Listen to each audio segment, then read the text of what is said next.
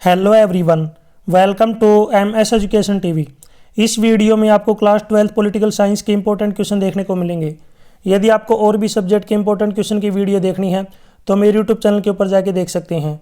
और यदि आपको PDF डाउनलोड करनी है तो डायरेक्ट गूगल के ऊपर टाइप कर सकते हैं www.msEducationTV.com। फर्स्ट क्वेश्चन, बर्लिन की दीवार कब बनी और कब गिराई गई? तो इसका आंसर है बर्लिन की दीवार 13 अगस्त 1961 को बनाई गई और 9 नवंबर 1989 को गिराई गई। सेकंड क्वेश्चन, किन्हीं दो चुनौतियों का उल्लेख करें जिनका सामना स्वतंत्रता के बाद भारत को करना पड़ा?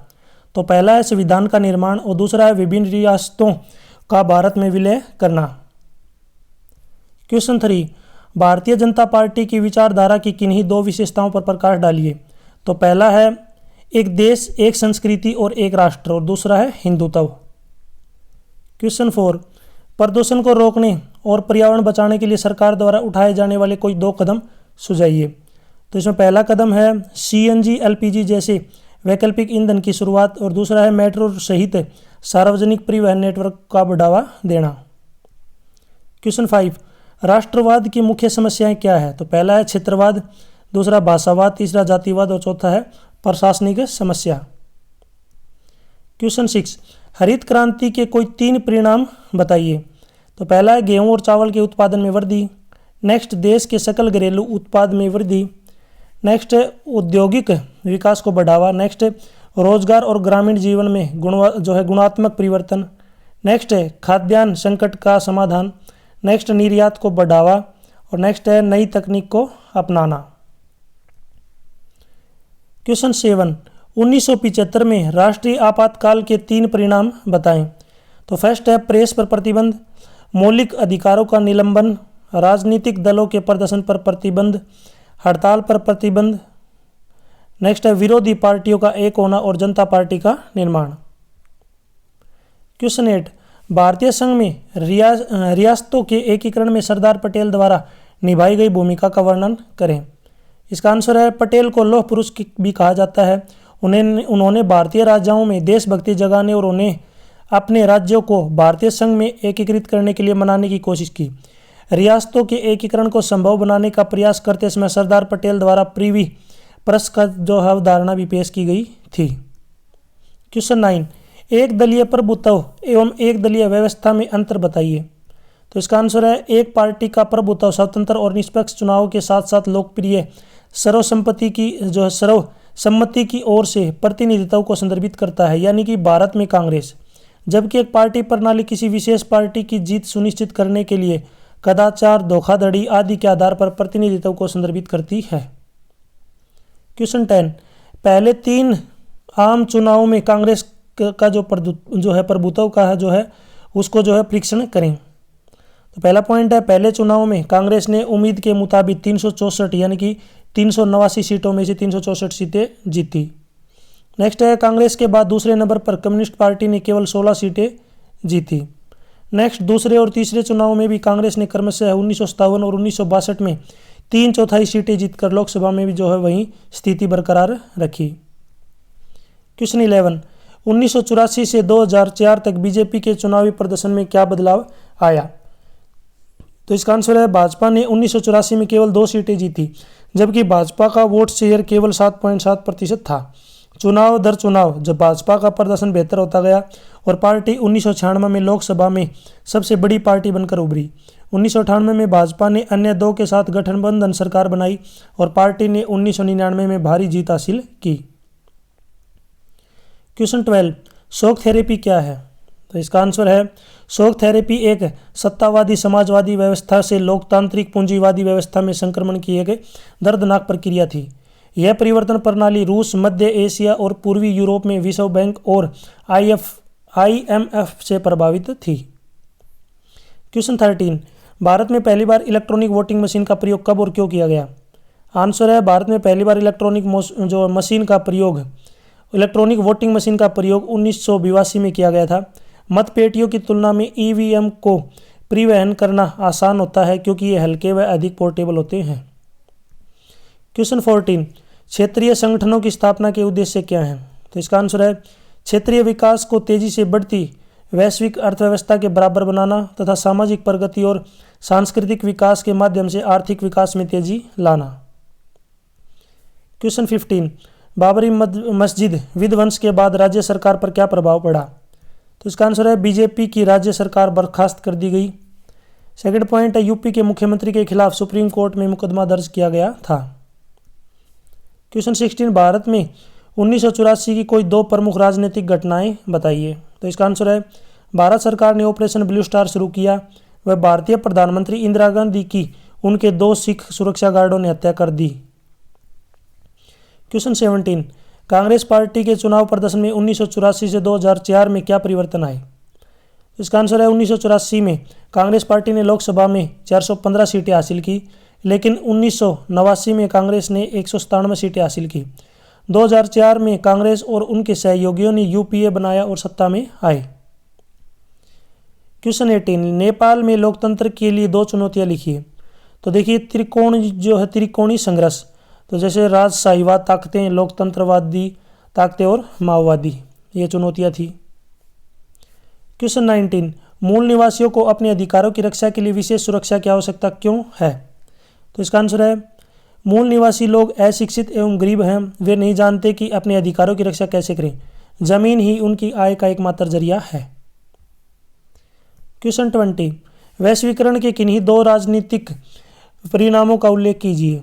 पहला है वैश्वीकरण के परिणाम स्वरूप राज्य की समता का ह्रास होता है। सेकंड पॉइंट है पुराना कल्याणकारी राज्य एवं न्यूनतम राज्य की राह ले रहा है। क्वेश्चन 21, वैश्वीकरण के किन्हीं 2 सांस्कृतिक परिणामों का वर्णन करें। पहला है सांस्कृतिक समरूपीकरण का उदय, दूसरा है शेष विषयों पर पश्चिमी संस्कृति का थोपना। क्वेश्चन 22, अल्पसंख्यक समुदाय के खिलाफ हिंसा की किन्हीं 2 घटनाओं का उल्लेख करें जो लोकतंत्र के लिए खतरा है। पहला है मंडल विरोधी हिंसक प्रदर्शन और दूसरा है गोधरा कांड। क्वेश्चन 23, वैश्वीकरण के आर्थिक परिणाम क्या हैं? इसका आंसर है वैश्वीकरण ने दुनिया भर में वस्तुओं के व्यापार को बढ़ा दिया, क्योंकि इससे एक देश से दूसरे देश की आयात पर प्रतिबंध लगाना कम हो गया। आर्थिक वैश्वीकरण ने पूरी दुनिया में विचारों का तीव्र विभाजन पैदा कर दिया है। क्वेश्चन 24, 1947 में भारत के विभाजन के किन्हीं 2 परिणामों की पहचान करें। तो पहला है सांप्रदायिक दंगे और दूसरा है पलायन की प्रचंड लहर।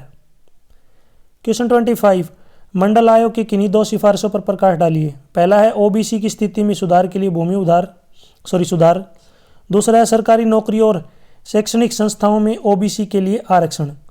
ओबीसी जो एक जाति आपको पता होगा, अदर बैकवर्ड कैटेगरी बोलते हैं इसको। क्वेश्चन 26, भारत की राजनीति पर 1989, इसको 89 बोलते हैं, कोई 79 मत समझ लेना, 79 होता है 79, ये है 89। 1989 के चुनाव में किन्हीं 2 प्रभावों पर प्रकाश डालिए। तो पहला है कांग्रेस व्यवस्था का अंत और दूसरा है जाति आधारित राजनीति का उदय। क्वेश्चन 27, कांग्रेस और भारतीय जनता पार्टी के बीच विचारधारा के कोई 2 मुख्य अंतर स्पष्ट करें। आंसर है भारतीय जनता पार्टी ने एक पार्टी देश पर जोर दिया, यानी एक संस्कृति, एक राष्ट्र, यानी हिंदू राष्ट्र या हिंदुत्व, जबकि कांग्रेस ने सामाजिक विविधताओं को समायोजित करते हुए वैचारिक और सामाजिक गठबंधन बनाया। क्वेश्चन 28, भारत में एक दलीय प्रणाली के प्रभुत्व से के क्या कारण थे? तो इसका उत्तर है कांग्रेस की पहचान राष्ट्रीय एकता और एकजुटता के निर्माण के लिए स्वतंत्रता संग्राम में से थी। कांग्रेस के साथ महात्मा गांधी का नाम जुड़ा था। क्वेश्चन 29, हम पर्यावरण के संबंध में मूल निवासियों के अधिकारों की रक्षा कैसे कर सकते हैं? तो इसका आंसर है भूमि अधिकारों की रक्षा सुनिश्चित करने के लिए कानून लागू करें तथा भूमि उपयोग की चर्चा में स्वदेशी लोगों को शामिल करें। क्वेश्चन 40, तकनीकी प्रगति ने वैश्वीकरण को कैसे प्रभावित किया? तो इसका आंसर है तकनीकी प्रगति से राष्ट्रों में परिवहन और संचार की लागत कम हो गई है। पेटेंट प्रौद्योगिकी वैश्वीकरण को प्रोत्साहित करती है, क्योंकि पेटेंट रखने वाली कंपनियां बिना अधिक प्रतिस्पर्धा के विदेशी बाजारों का फायदा उठा सकती हैं। क्वेश्चन 31, हरित क्रांति क्या है? इसके किन्हीं 2 प्रभावों पर प्रकाश डालिए। तो इसका आंसर है हरित क्रांति के परिणाम स्वरूप खाद्यान्न, विशेष रूप से गेहूं और चावल के उत्पादन में वृद्धि हुई। नेक्स्ट अगर यहाँ पे बात करें प्रभाव की, तो पहला प्रभाव है उच्च उपज देने वाली किस्मों के बीजों के उपयोग के लिए उत्पादन में वृद्धि हुई। दूसरा है वैज्ञानिक सिंचाई और उर्वरकों का प्रयोग भी किया गया। क्वेश्चन 34, हरित क्रांति के कोई दो गुण और दो जो है दोष बताइए। सबसे पहला है गुण, गुणी को हम बोलते हैं फायदा। तो ग्रीन हाउस उत्सर्जन की संख्या कम की जा सकती है। यह हमें उगाने के पारंपरिक तरीकों की तुलना में अधिक भोजन पर जो है बनाने की अनुमति देता है। नुकसान या दोष की बात करें तो फसल भूमि में जैव विविधता की कमी, लाइलाज बीमारी से इसे दूर किया जा सकता है। क्वेश्चन 33, आज़ादी के समय हिंदू और मुसलमानों के बीच हुए झगड़े के पीछे कौन कौन से हित छिपे थे। तो देखिए इसका आंसर है मुस्लिम लीग ने मुसलमानों के हितों की रक्षा के लिए ही मुसलमानों के लिए एक अलग राष्ट्र की मांग की थी। कुछ हिंदू राष्ट्र ऐसे भी थे जो भारत को हिंदू राष्ट्र बनाने के लिए हिंदुओं के हितों का ध्यान रखते थे। क्वेश्चन 34, 1952 का भारत का पहला आम चुनाव दुनिया भर के लोकतंत्र के इतिहास में एक ऐतिहासिक घटना कैसे बन गया। तो इसका आंसर है ये चुनाव विभिन्न दलों के बीच प्रतिस्पर्धी थे।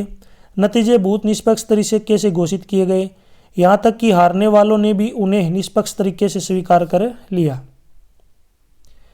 क्वेश्चन 35, भारत में गठबंधन सरकार के किन्हीं दो नुकसानों का वर्णन कीजिए। तो पहला है गठबंधन सरकारों के पास दीर्घकालिक योजना और दृष्टिकोण नहीं हो सकता। नेक्स्ट पॉइंट है विभिन्न विचारधाराओं और नीतियों में विश्वास करने वाले विभिन्न पार्टी नेताओं की उपस्थिति के कारण राजनीतिक स्थिरता हासिल करना मुश्किल है, इसलिए राजनीतिक अस्थिरता बनी रहती है। क्वेश्चन 36, अयोध्या विवाद क्या है, वर्णन करें। तो इसका आंसर है अयोध्या विवाद भारत में एक राजनीतिक, ऐतिहासिक और धार्मिक सामाजिक बहस है जो उत्तर प्रदेश के अयोध्या शहर में भूमि के एक भूखंड पर केंद्रित है। 6 दिसंबर 1992 को एक राजनीतिक रैली के दौरान बाबरी मस्जिद को नष्ट कर दिया गया, जिससे पूरे भारत उपमहाद्वीप में दंगे भड़क उठे। क्वेश्चन 37, चीन द्वारा अपनी अर्थव्यवस्था में सुधार हेतु उठाए गए किन्हीं दो कदमों का उल्लेख कीजिए। तो इसमें देखिए पहला है विदेशी निवेशकों को अपने उद्यम स्थापित करने के लिए आमंत्रित करने के लिए विशेष आर्थिक क्षेत्र यानी कि जिसको बोलते हैं SEZ यानी कि स्पेशल इकोनॉमिक्स जोन। दूसरा पॉइंट है 1982 और 1998 में कृषि और उद्योग का निजीकरण किया गया। क्वेश्चन 38, 1971 में बांग्लादेश युद्ध के किन्हीं दो परिणामों का वर्णन करें। तो पहला है भारत ने आर्थिक और सैन्य रूप से पूर्वी पाकिस्तान की मांग का समर्थन किया। सेकंड पॉइंट है 1971 में युद्ध ने पूर्वी पाकिस्तान में पाकिस्तानी सेना को आत्मसमर्पण करने के लिए मजबूर कर दिया। क्वेश्चन 39, रियो सम्मेलन के कोई दो महत्वपूर्ण परिणामों की पहचान करें। तो पहला है इसने जलवायु परिवर्तन, जैव विविधता की सुरक्षा और वानिकी के संबंध में कई सम्मेलनों का जो है आयोजन करवाया। सेकंड पॉइंट की बात करें तो शिखर सम्मेलन में नेताओं ने वैश्विक जलवायु परिवर्तन और जैविक विविधता पर घोषणा पर भी जो हस्ताक्षर किए। क्वेश्चन 40, वैश्वीकरण के विकास के लिए उत्तरदायी किन्हीं दो कारकों की व्याख्या करें। इसका आंसर है राजनीतिक वैश्वीकरण। वैश्वीकरण के 3 मुख्य आयामों में से एक है। अन्य 2 आयाम है आर्थिक वैश्वीकरण और सांस्कृतिक वैश्वीकरण। क्वेश्चन 41, वैश्वीकरण की प्रक्रिया में किन कारकों ने योगदान दिया है। तो पहला है ऐतिहासिक कारक, IMF और WTO जैसे राष्ट्रीय संगठनों की भूमिका, और लास्ट है उदारीकरण और निजीकरण। अगर आप ध्यान से देखेंगे तो यहाँ पे देखिए IMF और WTO जैसे ये वर्ड आए हुए हैं। आपको जो है इनकी फुल फॉर्म मुझे कमेंट सेक्शन में बतानी है, ठीक है। और ये नॉर्मल सी फुल फॉर्म है, आपने रेगुलर लाइफ में डेली सुनी होगी। WTO तो ज़रूर सुना होगा, ऐसी बात नहीं है, और IMF भी जो आपको थोड़ा बहुत ज़रूर याद मिलेगा। तो WTO और IMF की जो फुल फॉर्म है आप मुझे ज़रूर कमेंट सेक्शन में बताएं। वैसे मुझे पता है, लेकिन मैं चाहता हूं कि मुझे पता चले आपने वीडियो को ध्यान से देखा और कंप्लीट देखा है, और साथ ही साथ आपको जो ये नॉर्मल सी चीज़ें जो आपको पता है, तो ज़रूर कमेंट सेक्शन में बताएं, फिर मैं आपको बताऊंगा इसका राइट आंसर कमेंट सेक्शन में ही। क्वेश्चन 42, उन 3 चुनौतियों की व्याख्या करें जिनका राष्ट्र निर्माण की प्रक्रिया के दौरान स्वतंत्र भारत को सामना करना पड़ा। तो पहला है बड़ी संख्या में शरणार्थियों का पुनर्वास, रियासतों का एकीकरण, विविधता से भरे देश की एकता सुनिश्चित करना। क्वेश्चन 43, गुजरात में श्वेत क्रांति से क्या तात्पर्य है। तो इसका आंसर है इसे ऑपरेशन फ्लड के नाम से भी जाना जाता था। इसकी शुरुआत वर्गीस कुरियन ने की थी। इसके परिणाम स्वरूप पूरे देश में दूध के उत्पादन में भारी वृद्धि हुई। दूध उत्पादन बढ़ाने और देश को दुनिया में दूध के सबसे बड़े उत्पादकों में से एक बनाने की महत्वाकांक्षा के साथ भारत ने श्वेत क्रांति की शुरुआत की थी। क्वेश्चन 44, गोरबाचेव कौन थे? तो इसका आंसर है मिखाइल गोरबाचेव। 1985 में सोवियत संघ की कम्युनिस्ट पार्टी के महासचिव बने और सोवियत प्रणाली में सुधार के प्रयास में राजनीतिक और सामाजिक सुधारों की एक श्रृंखला शुरू की। क्वेश्चन 45, भारत की सुरक्षा रणनीति में के विभिन्न घटकों का वर्णन करें। तो इसका आंसर है भारत की सुरक्षा रणनीति 4 व्यापक घटक है जिनका उपयोग समय समय पर विभिन्न संयोजनों में किया जाता है। ये घटक है सैन्य क्षमताओं को मजबूत करना, अंतर्राष्ट्रीय मानदंडों और संस्थानों को मजबूत करना, देश के भीतर सुरक्षा चुनौतियों का सामना करना और अर्थव्यवस्था का विकास करना। क्वेश्चन 46, एक ध्रुवीय और 2 ध्रुवीय विश्व का क्या अर्थ है? तो इसका आंसर है एक ध्रुवीय विश्व अर्थात विश्व में एक ही महाशक्ति का वर्चस्व होना, उदाहरण के तौर पर वर्तमान समय में अमेरिका। 2 ध्रुवीय विश्व अर्थात संपूर्ण विश्व में 2 शक्तिशाली विचारधाराओं का प्रभुत्व, उदाहरण के तौर पर सोवियत रूस के विघटन के पहले सोवियत रूस व अमेरिका। क्वेश्चन 47, भारत के गुट निरपेक्ष आंदोलन की कोई 2 आलोचना लिखी है। तो पहला है सुनिश्चित पक्ष लेने से बचाव, दूसरा है व्यवहार में स्थिरता का अभाव। क्वेश्चन 48, शीत युद्ध के दौरान पूंजीवादी गुट और साम्यवादी गुट ने कौन कौन सी संधियां की? तो पूंजीवादी गुट ने नाटो और सीटो जो है संधियां की, NATO SEATO, और साम्यवादी गुट ने वार्साओ पैक्ट। क्वेश्चन 49, अमेरिका में वर्ल्ड ट्रेड सेंटर कहाँ स्थित है और इस पर आतंकवादी हमला कब हुआ? इसका आंसर है वर्ल्ड ट्रेड सेंटर न्यूयॉर्क में स्थित है और इस पर आतंकवादी हमला 11 सितंबर 2001 को हुआ। यह 9/11 घटना के नाम से प्रसिद्ध है। क्वेश्चन 50, यूरोपीय संघ की स्थापना कब हुई और इसके नोबेल शांति पुरस्कार कब मिला? तो इसका आंसर है 1992 में यूरोपीय संघ की स्थापना का आधार तैयार किया गया तथा इसकी स्थापना 1 नवंबर 1993 को मास्ट्रिच्ट नीदरलैंड में हुई। युद्ध की त्रासदी झेलने वाले महाद्वीप में शांति प्रयास हेतु 2012 में इसे नोबेल शांति पुरस्कार दिया गया। यानी कि इसका जो आधार है वो 1992 में तैयार किया गया था और इसको जो लागू है यानी कि इसकी जो स्थापना है ये 1 नवंबर 1993 को हुई। क्वेश्चन 51, सार्क का मुख्य उद्देश्य क्या है? तो इसका आंसर है सार्क का मुख्य उद्देश्य दक्षिण एशिया में रहने वाले लोगों के जीवन में गुणात्मक सुधार लाना व सामाजिक, आर्थिक, सांस्कृतिक, वैज्ञानिक क्षेत्रों में विकास में तेजी लाना। क्वेश्चन 52, आया राम गया राम पर टिप्पणी कीजिए। तो इसका उत्तर है 1967 में हरियाणा के घटना से प्रचलित आया राम गया राम के नाम से प्रसिद्ध दल बदल की राजनीति से प्रेरित है। अनेक सरकारों के बनने व टूटने में इसका अहम योगदान है। क्वेश्चन 53, पहली बार आपातकाल कब लगाया गया और यह कितने समय तक लागू रहा? तो इसका उत्तर है राष्ट्रीय आपातकाल 25 जून 1975 को लगाया गया। यह 21 मार्च 1977 यानी 21 महीने तक लागू रहा। क्वेश्चन 54, बहुदलीय प्रणाली के कोई 2 दोष लिखिए। तो इसमें शासन में अस्थिरता बनी रहती है और स्वार्थी नीतियों का प्रभुत्व रहता है। क्वेश्चन 55, भारतीय राजनीति के 2 प्रमुख गठबंधनों के नाम लिखिए। तो पहला है राष्ट्रीय जनतांत्रिक गठबंधन जिसको RJG बोलते हैं शॉर्टकट में। नेक्स्ट है संयुक्त प्रगतिशील गठबंधन। क्वेश्चन 56, भारत ने बांग्लादेश को आज़ादी दिलाने में क्यों और कैसे मदद की? तो इसका उत्तर है भारत सरकार ने मुक्ति वाहिनी का समर्थन करके बंगालियों के लिए एक अलग राज्य के निर्माण का समर्थन करने का निर्णय लिया। भारत ने इन विद्रोहियों को संगठित करने, प्रशिक्षित करने और हथियारों से लैस करने में मदद की। क्वेश्चन 57, भारत को किसी अन्य देश की तुलना में बहुत कठिन परिस्थितियों में आज़ादी मिली कथन का औचित्य प्रसिद्ध कीजिए। तो देखिए इसका जो है कठिनाइयों में जो आज़ादी मिली थी क्योंकि देश के विभाजन के साथ आज़ादी मिली और वर्ष 1947 अभूतपूर्व हिंसा और आघात का वर्ष बन गया। क्वेश्चन 58, राष्ट्रवाद की मुख्य समस्याएं क्या है? तो पहला है क्षेत्रवाद, दूसरा है भाषावाद, नेक्स्ट है जातिवाद और नेक्स्ट है प्रशासनिक समस्या। क्वेश्चन 59, भारतीय राजनीति में आया राम गया राम का क्या अर्थ है?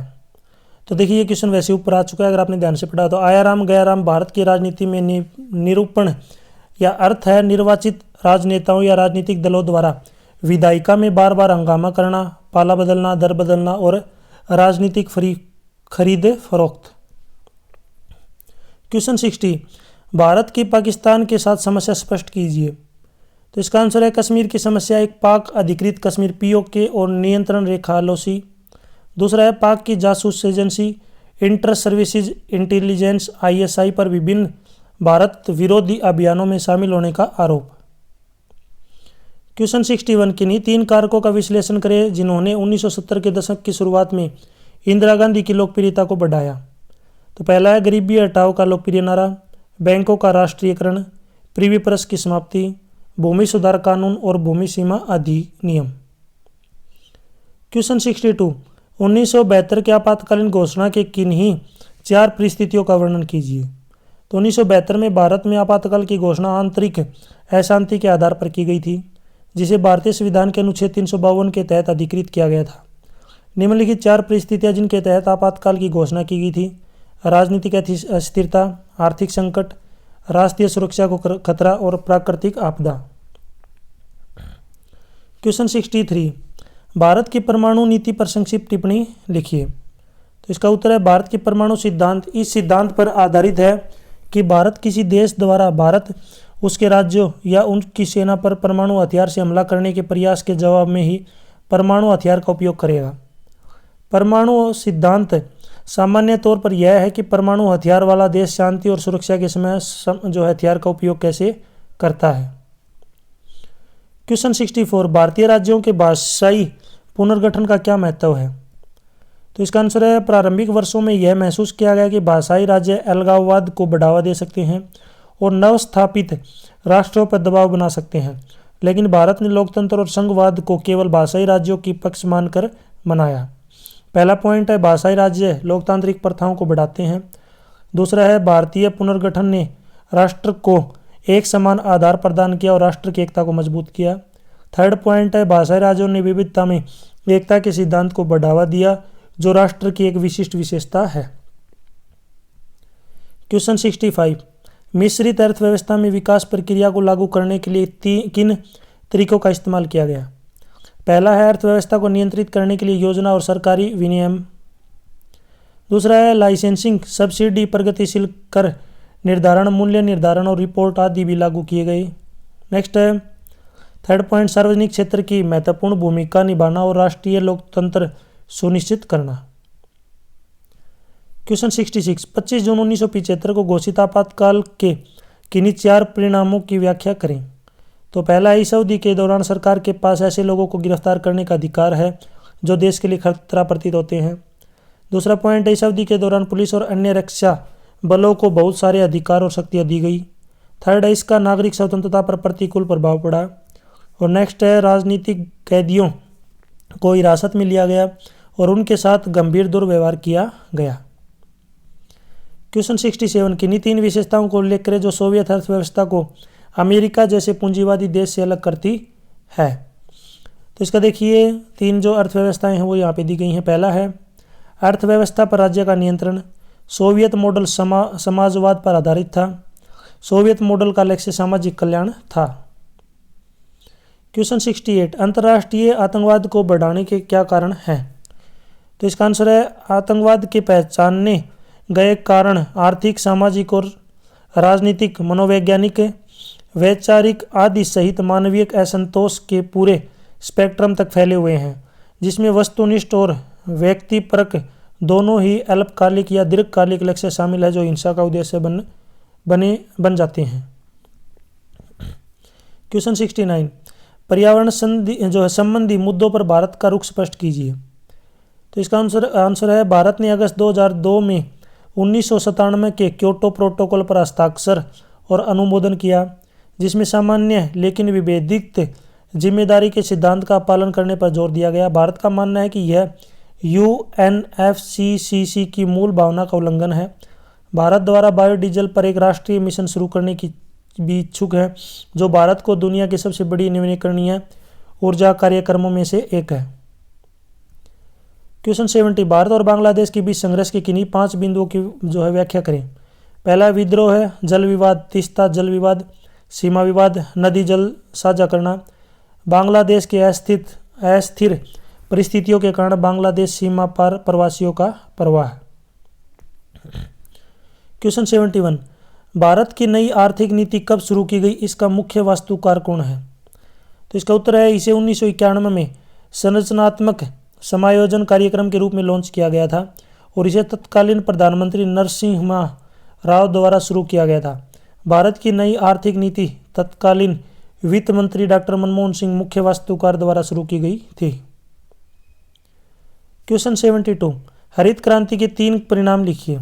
तो गेहूं और चावल के उत्पादन में वृद्धि, देश के सकल घरेलू उत्पादन में वृद्धि, औद्योगिक विकास को बढ़ावा, रोजगार और ग्रामीण जीवन में गुणात्मक परिवर्तन, खाद्यान्न संकट का समाधान, निर्यात को बढ़ावा, नई तकनीक को अपनाना। क्वेश्चन 73, 1975 के राष्ट्रीय आपातकाल के 3 परिणाम बताइए। तो पहला है प्रेस पर प्रतिबंध, मौलिक अधिकार का निलंबन, ये रिपीट हो चुका वैसे, राजनीतिक दलों के प्रदर्शन पर प्रतिबंध, हड़ताल पर प्रतिबंध, विरोधी पार्टियों का एक होना, जनता पार्टी का निर्माण। क्वेश्चन 74, वैश्वीकरण के 2 महत्वपूर्ण क्षेत्र कौन से हैं? पहला है उदारीकरण, व्यापार और निवेश की स्वतंत्रता प्रदान करता है, बाहरी व्यापार और भुगतान पर लगाए गए प्रतिबंधों को समाप्त करता है और तेजी से वैश्वीकरण के लिए तकनीकी प्रगति का विस्तार करता है। दूसरा है निजीकरण, बहुराष्ट्रीय कंपनियों को FDI आकर्षित करने के लिए देश के अंदर वस्तुओं और सेवाओं का उत्पादन करने की अनुमति देता है। क्वेश्चन 75, हैदराबाद के जन आंदोलन पर एक संक्षिप्त टिप्पणी लिखें। तो इसका आंसर है निजाम के शासन में हैदराबाद भारत की सबसे बड़ी रियासत थी। निजाम चाहते थे कि हैदराबाद एक स्वतंत्र राष्ट्र बने, लेकिन हैदराबाद की जनता निजाम के गैर लोकतांत्रिक आचरण के कारण उनके शासन से खुश नहीं थी, इसलिए समाज के विभिन्न वर्गों ने उनके खिलाफ आंदोलन किया। तेलंगाना क्षेत्र के किसानों ने विशेष रूप से उनके खिलाफ आवाज़ उठाई। महिलाएं भी बड़ी संख्या में आंदोलन में शामिल हुई। कम्युनिस्ट और हैदराबाद कांग्रेस आंदोलन में जो है सबसे आगे थे। क्वेश्चन 76, मिश्रित अर्थव्यवस्था क्या है, वर्णन करें। तो इसका आंसर है वह अर्थव्यवस्था जिसमें आर्थिक विकास प्राप्त करने के लिए निजी क्षेत्र और सार्वजनिक क्षेत्र दोनों मिलकर काम करते हैं, मिश्रित अर्थव्यवस्था कहलाती है। यह आमतौर पर पूंजीवाद और समाजवाद दोनों के सिद्धांत पर आधारित है। इस मॉडल में निजी संपत्ति की सुरक्षा और आर्थिक स्वतंत्रता सुनिश्चित की जाती है। क्वेश्चन 77, प्रीवी प्रेस का क्या अर्थ है, यानी क्या तात्पर्य? 1970 में इंदिरा गांधी ने इसे खत्म करने पर जोर क्यों दिया? तो इसका आंसर है प्रीवी प्रेस पूर्व रियासतों के शासकों और उनके अधिकारियों यानी कि उत्तराधिकारियों को दी जाने वाली एक निश्चित कर मुक्ति राशि होगी। इंदिरा गांधी ने प्रीवी प्रेस को खत्म करने पर जोर दिया क्योंकि वंशानुगत विशेषाधिकार संविधान में निर्धारित समाधान जो है समानता, सामाजिक और आर्थिक न्याय के सिद्धांत के साथ मेल नहीं खाते थे। क्वेश्चन नंबर 78, आपातकाल के बाद की राजनीति में एक महत्वपूर्ण शक्ति के रूप में भाजपा के उद्भव का पता लगाएं। इसका उत्तर है भाजपा के उदय का पता 1980 के दशक में लगाया जा सकता है। जनता पार्टी के पतन और पूर्ववर्ती जनसंघ के समर्थक से इनके टूटने के परिणाम स्वरूप हिंदू पहचान पर आधारित सांस्कृतिक राष्ट्रवाद के विचार के साथ एक नई राजनीतिक ताकत का गठन हुआ। क्वेश्चन 79, यूरोपीय संघ की स्थापना क्यों की गई, इसके उद्देश्य क्या थे? तो इसका उत्तर है यूरोपीय संघ की स्थापना 1992 में एक सामान्य विदेश और सुरक्षा नीति, न्याय और गृह मामलों पर सहयोग और एकल मुद्रा बनाने के लिए की गई थी। इसके उद्देश्य की बात करें तो पहला है झंडे पर सोने के सितारों का चक्कर यूरोपीय संघ के राज्यों के बीच एकता और सद्भाव का प्रतीक है। दूसरा है विशेष रूप से सोवियत गुट से नए सदस्यों को प्राप्त करते हुए सहयोग के क्षेत्रों का विस्तार करना। क्वेश्चन 80, आसियान के गठन के पीछे क्या उद्देश्य हैं? पहला है क्षेत्र में आर्थिक विकास, सामाजिक विकास और सांस्कृतिक विकास में तेजी। दूसरा, न्याय और कानून के शासन के प्रति सम्मान के माध्यम से क्षेत्रीय शांति और स्थिरता को बढ़ाना। नेक्स्ट है निवेश, श्रमिकों और सेवाओं के लिए मुक्त व्यापार क्षेत्र बनाना। क्वेश्चन 81, मानव सुरक्षा की अवधारणा को समझाइए। तो इसका उत्तर है मानव सुरक्षा से तात्पर्य किसी व्यक्ति या व्यक्तियों के समूह की सुरक्षा से है। मनुष्य को रहने, काम करने और विकास करने के लिए सुरक्षा की आवश्यकता होती है। सुरक्षा की अवधारणा व्यक्तियों और समुदाय के बीच शक्ति और संबंधों की अवधारणा के साथ विकसित हुई। इसका उद्देश्य किसी समुदाय को दूसरों के शारीरिक हमलों की सुरक्षा प्रदान करना था। क्वेश्चन 82, शीत युद्ध के दिनों में सोवियत अर्थव्यवस्था की किन्हीं तीन विशेषताओं का उल्लेख कीजिए। तो पहला है निवेश कीमतों पर राज्य का नियंत्रण, प्राकृतिक संसाधनों पर निर्भरता, कम विदेशी व्यापार, औद्योगिक संपत्तियों का सार्वजनिक स्वामित्व और कम बेरोजगारी और उच्च नौकरी सुरक्षा। क्वेश्चन 83, आसियान के किन्हीं 4 महत्वपूर्ण विशेषताओं का वर्णन कीजिए। तो पहला है आसियान राज्यों के भीतर सामान्य बाजार और उत्पादन आधारित गतिविधियां बनाना। दूसरा, सामाजिक और आर्थिक विकास में सहयोग करना। तीसरा, आर्थिक विवादों को सुलझाने के लिए मौजूदा विवाद निपटान तंत्र में सुधार किया गया। नेक्स्ट है निवेश, श्रम और सेवाओं के लिए मुक्त व्यापार क्षेत्र भी बनाए गए। क्वेश्चन 84, 1975 में आपातकाल की घोषणा के परिणामों का मूल्यांकन करें। तो इसका उत्तर है इसने लोगों की नागरिक स्वतंत्रता को प्रभावित किया। अप्रैल 1976 में यह साबित हो गया कि सरकार सर्वोच्च न्यायालयों के तहत उच्च न्यायालयों के फैसले को खारिज करके नागरिकों के जीवन और स्वतंत्रता के अधिकार को छीन सकती है। संविधान में कई बदलाव लाने के लिए 42वां संशोधन भी पारित किया गया। इससे जनसंचार माध्यमों की प्रणाली भी प्रभावित हुई, क्योंकि प्रेस सेंसरशिप लागू हो गई, जिसने प्रेस और समाचार पत्रों की स्वतंत्रता पर प्रतिबंध लगा दिए, जिन्हें किसी भी सामग्री को प्रकाशित करने से पहले पूर्वानुमति लेनी होती थी। क्वेश्चन 85, सुरक्षा की पारंपरिक और गैर पारंपरिक धारणाओं के बीच अंतर बताइए। सबसे पहले देखिए यहाँ पे पारंपरिक धारणा का संबंध युद्ध, शक्ति संतुलन और गठबंधन निर्माण में सेना के उपयोग से है। पारंपरिक धारणा का संबंध राज्य और उसकी शासकीय संस्थाओं से है। यह केवल आंतरिक और बाह्य खतरों के बारे में सोचकर राज्य तक ही सीमित है। नेक्स्ट यहाँ पे बात करें गैर पारंपरिक। यह मानव अस्तित्व के लिए आवश्यक परिस्थितियों को खतरे में डालकर सेना से भी आगे निकल जाता है। इसमें सुरक्षा के व्यापक पहलू यानी कि भूख से जुड़ी बीमारियां आदि शामिल हैं। इसमें न केवल राज्य बल्कि सभी व्यक्ति या मानव जाति शामिल हैं। क्वेश्चन 86, वैश्वीकरण से क्या तात्पर्य है? वैश्वीकरण के कोई 5 परिणाम बताइए। तो इसका उत्तर है वैश्वीकरण का तात्पर्य वैश्विक अर्थव्यवस्था, उद्योगों, बाजारों, संस्कृति और नीतियों के एकीकरण से है, जो दुनिया भर को सामाजिक राजनीतिक नियंत्रणों से मुक्त बनाता है और व्यापार, संचार, आप्रवासन और परिवहन के वैश्विक नेटवर्क के माध्यम से क्षेत्रों या देशों के बीच दूरियों को कम करता है। वैश्वीकरण के नकारात्मक प्रभावों में शामिल है अधिक असमानता, भ्रष्टाचार में वृद्धि, संप्रभुता में कमी, सांस्कृतिक पहचान का क्षरण और पर्यावरण का क्षरण। क्वेश्चन 87, भारत के विदेश नीति के कोई 5 सिद्धांतों की व्याख्या कीजिए। गुटनिरपेक्षता, साम्राज्यवाद या उपनिवेशवाद का विरोध, संयुक्त राष्ट्र संघ में आस्था, रंग भेद और नक्सलीय भेद का विरोध, पंचशील स्वतंत्रता के बाद भारत की विदेश नीति तय करते समय निशस्त्रीयकरण और विश्व शांति भारतीय विदेश नीति के कुछ महत्वपूर्ण निर्धारक हैं। क्वेश्चन 88, वैश्वीकरण के किन्हीं 5 लाभों का उल्लेख कीजिए। तो पहला है वैश्वीकरण सभी संसाधनों को एक साथ एकत्रित करने में मदद करता है। दूसरा, वैश्वीकरण अविकसित देशों के विकास में मदद करता है। तीसरा, वैश्वीकरण राष्ट्रों के बीच मुक्त व्यापार को प्रोत्साहित करता है। फोर्थ, वैश्वीकरण से रोजगार के अधिक अवसर पैदा होते हैं। फिफ्थ, औद्योगिकी और नवाचार का प्रसार। क्वेश्चन 89, संविधान का कौन सा भाग योजना आयोग या नीति आयोग को सामाजिक आर्थिक न्याय सुनिश्चित करने के में सहायता करता है? वर्णन करें। तो इसका उत्तर है राज्य के नीति निर्देशक सिद्धांत उन्हें किसी भी प्रकार के सामाजिक, आर्थिक और राजनीतिक स्थिति से सुरक्षित और संरक्षित करके कल्याण सुनिश्चित करते हैं। पुरुषों और महिलाओं को समान रूप से आजीविका के पर्याप्त साधनों का अधिकार है। उत्पादन के साधनों को केवल कुछ ही हाथों में केंद्रित होने से रोकना और संसाधनों का समान वितरण। क्वेश्चन 90, पर्यावरण क्षरण को रोकने के लिए भारत सरकार द्वारा उठाए गए किन्हीं 3 कदमों का वर्णन करें। तो इसका उत्तर है प्रदूषण को नियंत्रित करने के लिए, प्रदूषकों को दंडित करने के लिए भारत सरकार ने जल अधिनियम, वायु अधिनियम, पर्यावरण अधिनियम और वन्य जीव संरक्षण अधिनियम और वन्य संरक्षण अधिनियम जैसे विभिन्न अधिनियम पारित किए हैं। यह मानव की भलाई के लिए प्रकृति और पारिस्थितिकी तंत्र की सुरक्षा करता है। क्वेश्चन 91, सोवियत संघ के विघटन के क्या कारण थे? तो पहला है सोवियत संघ का दोषपूर्ण अथवा कमजोर नेतृत्व। दूसरा, सोवियत गणराज्य की राष्ट्रीय आकांक्षाओं का उभरना। तीसरा, सोवियत संघ की कमजोर होती अर्थव्यवस्था। चौथा, मिखाइल गोर्बाचोव की जो नीतियाँ।